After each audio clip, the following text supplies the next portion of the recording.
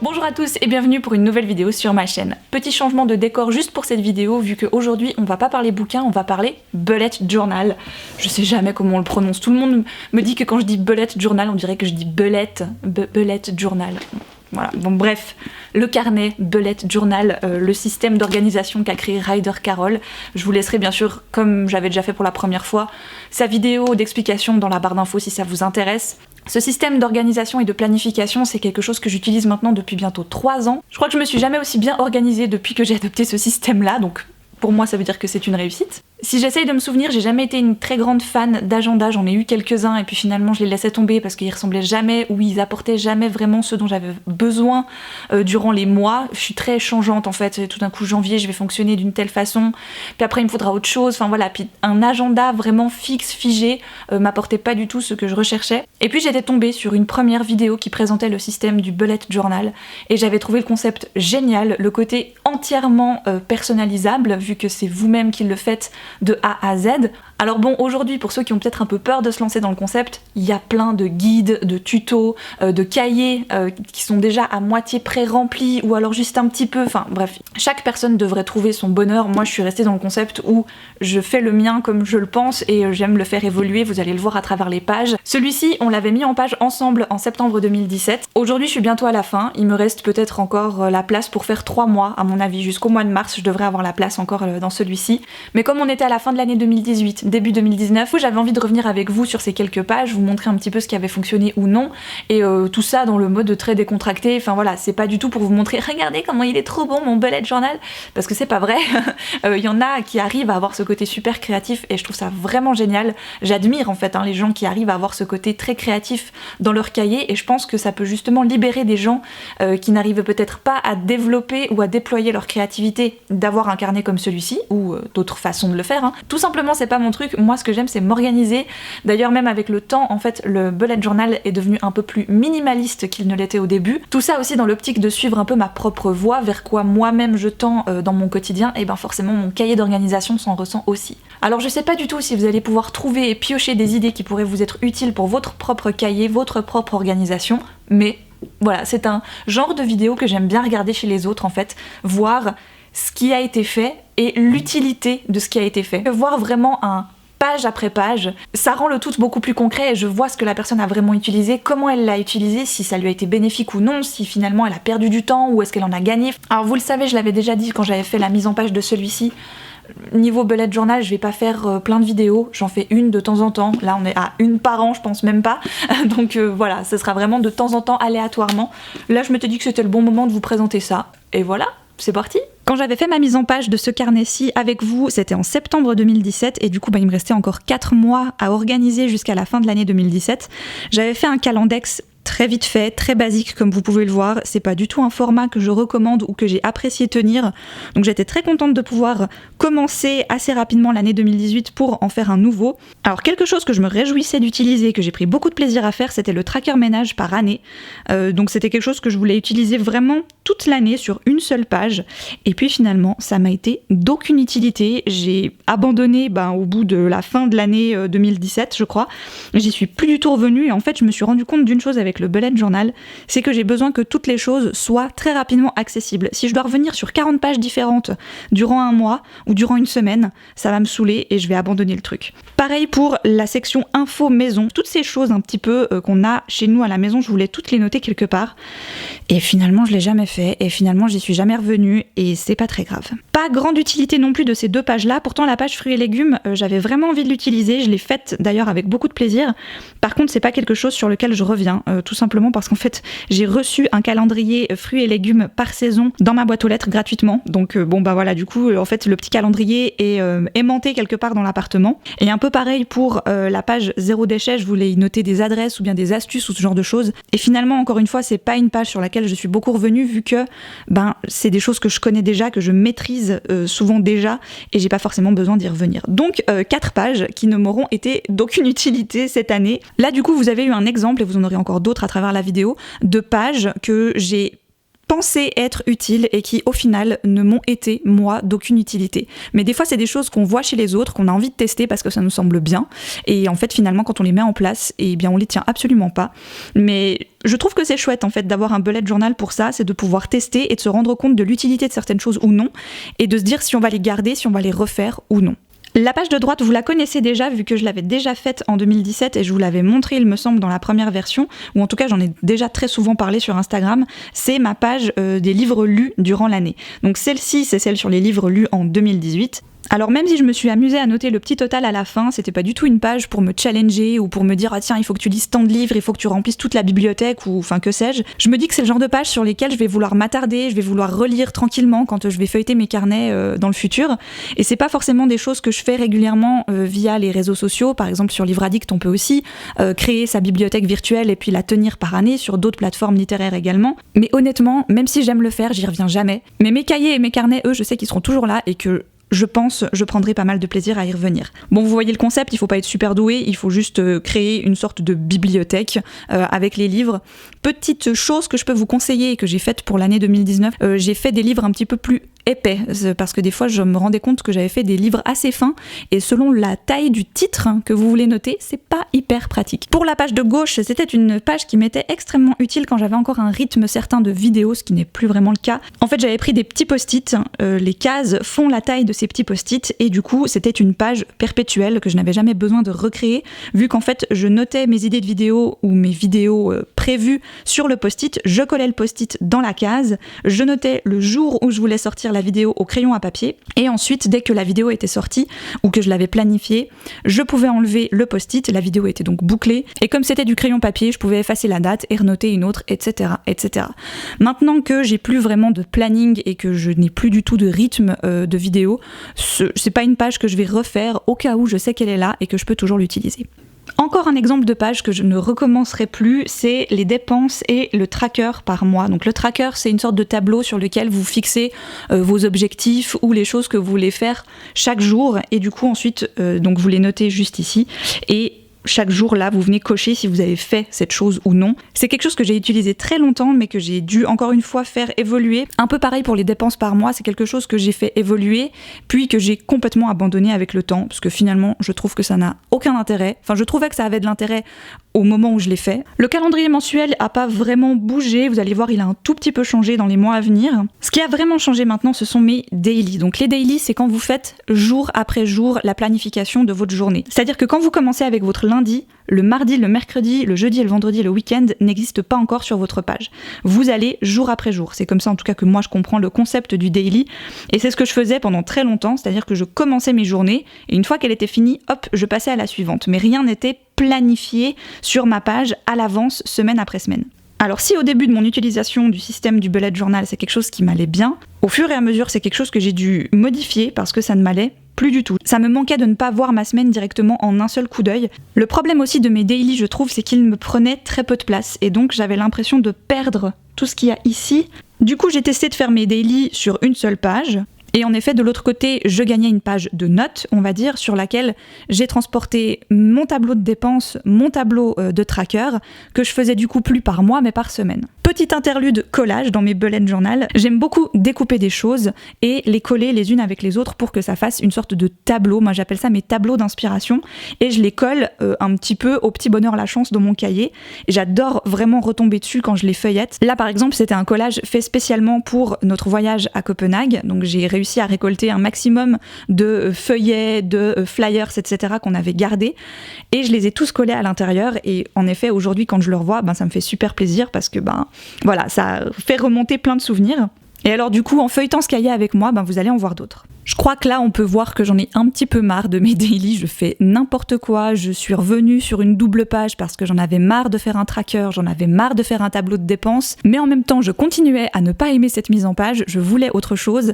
En plus de ça, le code couleur commençait à m'énerver. Je vous avais parlé du code couleur dans la vidéo de mise en page, c'était quelque chose qui me convenait énormément au début, j'avais besoin en fait de cette distinction des choses par le code couleur. Aujourd'hui, c'est un truc qui m'agace parce qu'en fait, il me fallait au moins 4 stylos différents pour pouvoir organiser ma journée. Abandon du code couleur, abandon de pas mal de couleurs d'ailleurs, parce que j'avais vraiment besoin d'un truc plus posé, de plus clair, de plus précis en fait, et pas fouillis comme là que ça ressemble à rien du tout. Du coup est arrivé décembre 2017, où j'ai tout changé. Voilà, tout m'a saoulé, du coup j'ai tout changé et je suis partie sur un weekly, c'est-à-dire que j'organise ma semaine directement le dimanche soir pour la semaine suivante, tout d'un coup. Je trace ma ligne en bleu, là comme vous pouvez voir au-dessus, je note mes jours et je note tout ce que j'ai à faire dans ma semaine et s'il y a des choses qui s'y rajoutent, il y a des choses qui s'y rajoutent. Le tracker des choses à faire quotidiennement est venu s'installer là-haut, j'ai voulu faire un petit peu de déco mais j'ai assez vite arrêté, c'est pas quelque chose que j'ai poursuivi avec le temps. Et puis adieu les couleurs, la seule couleur en fait c'est la ligne qu'on voit là et elle change chaque mois et c'est tout. Alors depuis que j'ai cette mise en page là, j'en suis hyper contente, je ne la changerai pas, je pensais vouloir changer pour 2019, mais finalement je suis revenue à celle-ci en la remaniant un tout petit peu parce que j'avais envie de la changer, mais vraiment très légèrement, vous allez voir, c'est pas du tout révolutionnaire. Et ça en fait, l'idée m'est venue tout simplement en farfouillant un petit peu sur Pinterest. Peut-être que certains l'auront deviné, voire même reconnu, mais en fait les 3/4 des images que je découpe viennent du magazine Flow. C'est un magazine auquel je suis abonnée depuis pratiquement ses débuts en français et je l'aime énormément, c'est toujours un magazine que je feuillette et que je lis avec beaucoup d'attention et j'aime en fait découper mes petites images et quand j'en ai trop ou quand certaines ne vont pas forcément toujours ensemble, je les range dans le petit rabat qu'on a derrière les cahiers Leuchtturm, c'est hyper pratique ce truc. Et ensuite c'est mon moment détente devant une série ou devant un film, ou même juste un thé, de la musique, un moment de calme en fait où je prends mon bâton de colle, des fois des washi tape, des fois non, et je m'amuse en fait à mettre ces images ensemble comme moi j'ai envie de les voir. Du coup, on en arrive au calendex de 2018. J'étais partie sur ce modèle-là, trouvé encore une fois sur Pinterest. C'est un format que j'ai bien aimé utiliser tout le long de l'année 2018, mais encore une fois, j'ai trouvé qu'il était un peu gâché parce qu'il y a plein de places que je n'ai pas utilisées, parce que il y a des mois où en fait j'ai pas eu besoin de m'organiser beaucoup à l'avance. Voilà, du coup, je trouve qu'il y a quand même pas mal de places un peu de gâché, notamment sur la deuxième partie, parce que j'ai quand même dû utiliser 4 pages pour ce calendex. On arrive sur 2 pages qui me sont très utiles. La première, vous la connaissez très certainement, vous ne la voyez pas, mais vous avez le résultat. C'est les choses que je note dont j'ai envie de vous parler pour les renardises. Donc là, à la base, j'avais commencé avec juste hiver, mais en fait, je me suis rendu compte que ça m'avait pris qu'une seule partie de la page. Du coup, j'allais forcément rajouter le printemps avec, ça aurait été un peu dommage de gaspiller une nouvelle page juste pour noter 3 trucs qui sont liés au printemps. La page de droite, c'est vraiment du brouillon, il n'y a aucune mise en page, rien, enfin elle a changé d'ailleurs depuis. C'est en fait ma page où je note les titres dont je vais parler ensuite à la radio. Ça va faire 2 ans maintenant que je fais des chroniques une fois par semaine sur Radio Fribourg, donc la radio de ma ville. Je pensais jamais vraiment le dire un jour comme ça, mais oui, j'ai mon émission de radio. Alors c'est pas grand chose, c'est 2-3 minutes par semaine, mais voilà, l'écho des livres, c'est le vendredi matin vers 11h je crois sur Radio Fribourg. J'essaierai de vous mettre un lien dans la barre d'infos si je le retrouve, parce que en fait je me rends compte que je ne me suis jamais réécoutée depuis que je passe à la radio une fois par semaine. Enfin bref, ce qui se passe avec cette émission, c'est que je l'enregistre pas une fois par semaine. En fait, j'y vais une fois, j'enregistre 5 à 6 émissions, donc 5 à 6 livres en une seule fois. Ensuite, la présentatrice coupe tout ça et programme les émissions au fur et à mesure, toutes les 5-6 semaines. Alors forcément, au bout d'un moment, ça commence à faire beaucoup de livres, et des fois, j'ai un peu peur d'avoir présenter un livre et de ne plus m'en souvenir et j'ai peur de le représenter. Du coup, il fallait que je tienne un listing. Voilà, c'est cette page-là qui ne ressemble pas à grand-chose, mais au moins qui m'a permis de ne pas faire de doublons, ce qui était plutôt intelligent. Une petite chose dont je vous ai pas encore parlé avec ce mode de mise en page, c'était toute la place du coup que j'avais là en bas. Au bout d'un moment, encore une fois, je trouvais que c'était de la place qui était légèrement gaspillée parce que des fois, j'utilise pas toute une colonne pour une journée parce que toutes les journées ne sont pas remplies de la même manière. Alors, ce que j'ai commencé à faire, c'est que j'ai commencé à noter mes petits bonheurs. Donc, mes petits bonheurs, c'est les petites phrases qu'on voit là avec les petites étoiles juste après mes journées. J'avais pas envie d'une page de gratitude. Vous en avez très certainement déjà vu si vous regardez un peu des vidéos de bullet journal ou si vous suivez des personnes qui parlent régulièrement de leur bullet journal. Mais encore une fois, c'est une page qui est à part, qui est au début du mois, sur laquelle je dois revenir tous les jours si j'ai envie de m'y tenir comme il se doit. J'ai pas forcément envie de fonctionner par gratitude, j'avais envie de fonctionner par petit bonheur. Je suis très sensible au petit bonheur, j'aime les choses assez simples dans la vie. J'avais envie de les noter et du coup, je m'étais dit que les noter directement en bas de mes journées, c'était limite plus marquant. J'avais forcément un lien avec ce petit bonheur dans cette journée particulièrement. C'est pas forcément quelque chose que j'ai tenu chaque jour, comme on peut le voir par exemple sur cette page, mais c'est quelque chose que j'aime vraiment faire et c'est quelque chose sur lequel j'aime m'attarder quand je refeuillette un carnet. Je vous avais dit que les calendriers mensuels avaient un petit peu changé. En effet, ils sont un tout petit peu plus petits. Encore une fois, je note finalement assez peu de choses que je dois prévoir à l'avance dans ces calendriers. C'est pratique pour les anniversaires ou ce genre de choses, mais il me semblait qu'il me prenait trop de place pour l'utilité que j'en avais réellement, ce qui me laisse du coup une petite place quand même ici sur le côté, où j'ai commencé en fait à faire une sorte de quand même mini tracker, notamment pour le ménage, vu qu'il était sur une seule page pour toute l'année au début du carnet. Alors du coup j'ai tout rapatrié sur le mois en cours, et c'est vraiment les tâches qu'on fait, les grosses tâches type le frigo, le four, enfin bref, je vais pas rentrer dans les détails de ce qu'on nettoie quand, chacun s'organise comme il veut à ce niveau-là. Nous en fait on a vraiment trouvé ce système-là pour nous organiser à la maison, et c'est ce qui fonctionne le mieux. Il y a quelque chose aussi que j'avais commencé à faire, c'était une sorte de mini tracker de chronique. Je cochais quand j'avais écrit la chronique, quand elle était sur le blog, quand j'avais partagé la chronique sur Livre Addict, sur Facebook, sur Twitter, c'était un petit peu pénible au bout d'un moment, donc là aussi c'est quelque chose qui a changé, mais j'avais besoin en fait de trouver un système pour quand même garder un certain suivi au niveau de mes chroniques sur le blog. Le petit tracker de chroniques que vous avez vu avant, en fait, il m'allait pas du tout au bout d'un moment, parce que des chroniques, des fois je les étirais sur le mois suivant, mais en fait il était répertorié sur le mois d'avant, enfin bref, c'était tout un schmilblick qui m'énervait assez rapidement quand même, donc je me suis dit que j'allais créer tout simplement à chaque fois une double page avec la liste des livres, si la chronique était écrite, si j'avais envoyé le mail à ma correctrice, si elle était publiée sur le blog, si la chronique était relayée sur les réseaux sociaux. Par la suite, j'ai même rajouté une petite colonne qu'on voit pas très bien ici, qui est celle de la radio, à savoir est-ce que j'ai présenté le livre à la radio ? Oui, non. Du coup, ça me mettait tout ensemble, c'était quand même vachement plus simple pour s'organiser. Alors j'aime bien, je recommande le fait de fonctionner comme ça si vous avez besoin d'un suivi. Comme le blog a un petit peu changé, évolué ces derniers temps, pas sûr que ce soit quelque chose que j'utilise toujours aussi assidûment comme ça, sous ce format-là. Si je m'arrête sur cette double page, c'est pour vous montrer 3 choses. Il y a notamment les 2 trackers que vous voyez là-haut, qui eux ont totalement disparu aujourd'hui. C'est-à-dire que j'avais un tracker plus ou moins ménage, des choses que je faisais donc une fois par semaine. Et puis il y avait les petites choses que je voulais quand même suivre au jour le jour. Au bout d'un moment, ce qui s'est passé, c'est que ces choses, ces routines ont été tellement intégrées à notre quotidien que ce ne sont plus des choses que j'ai besoin de traquer, que j'ai besoin de suivre. Je sais en fait instinctivement que je dois les faire une fois par semaine, que je dois les faire une fois par jour. J'avais lu une fois quelque part qu'il nous fallait réaliser durant 100 jours la même chose, le même exercice, le même rituel, la même routine, ça peut être pour n'importe quoi. Et au bout de ces 100 jours, si on avait été vraiment assez assidu, eh bien la routine en tant que telle était intégrée à notre vie. Limite, on n'avait plus besoin d'y penser pour pouvoir les réaliser. Dans mes prochaines pages hebdomadaires, elles n'existent plus du tout. Et il y a quelque chose que j'avais voulu tester et que finalement j'ai trouvé totalement inutile. Ça, clairement, c'était juste pour faire comme les autres, juste pour faire ce que je voyais ailleurs. J'avais fait un petit suivi de sommeil. Suivi de sommeil alors que je suis une personne qui n'a aucun problème de nuit. Je me remercie d'avoir un système qui fonctionne très bien et qui dort 8 heures par nuit, sans interruption, sans me réveiller, sans être fatiguée le lendemain, sans être... Enfin voilà. J'ai des super nuits, c'est pas pour me vanter, mais voilà, c'est juste que je trouvais ça bête en fait de suivre un sommeil qui de base est bon. Si vous avez un sommeil qui en effet peut-être est perturbé ou n'est pas particulièrement bon, le suivre, ça peut être un bon moyen de se rendre compte de ce qui va peut-être pas ou de ce qu'on peut faire pour qu'il soit meilleur. Mais quand on a un bon sommeil, je voyais pas trop l'intérêt en fait, voilà. Donc ça aussi c'est quelque chose qui est venu et qui a redisparu. Je vous parlais de collage, pour moi un bullet journal ça sert aussi à recueillir des souvenirs, comme je le disais avant, vous l'avez vu sur la double page de collage avec notre voyage à Copenhague, des fois c'est des plus petites choses, c'est des plus petits moments, on a envie de garder, je sais pas, un billet de cinéma, des billets de train parce qu'on a été à un endroit bien particulier.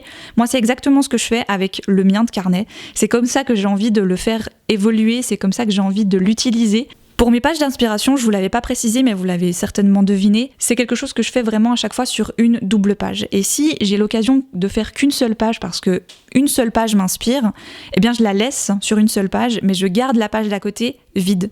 Et je sais que du coup, je vais pouvoir venir faire le prochain tableau d'inspiration à côté de cette page. Les dernières pages que j'ai à vous montrer, ce sont les dernières de 2018. C'est là où j'ai remanié très légèrement la mise en page. Vous voyez que j'ai juste créé un petit carré de notes en bas, que j'ai juste tiré des lignes de couleur de ce côté. Et voilà, je me suis un peu arrêtée là.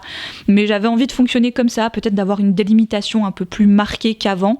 Je continue à noter mes petits bonheurs, je continue à fonctionner avec mes clés habituelles. en noir et blanc, ça me va très bien. Je crois que pour l'instant je suis vraiment plus une adepte du code couleur, j'ai plus besoin de tracker pour m'organiser dans mes semaines, je suis plutôt contente comme ça.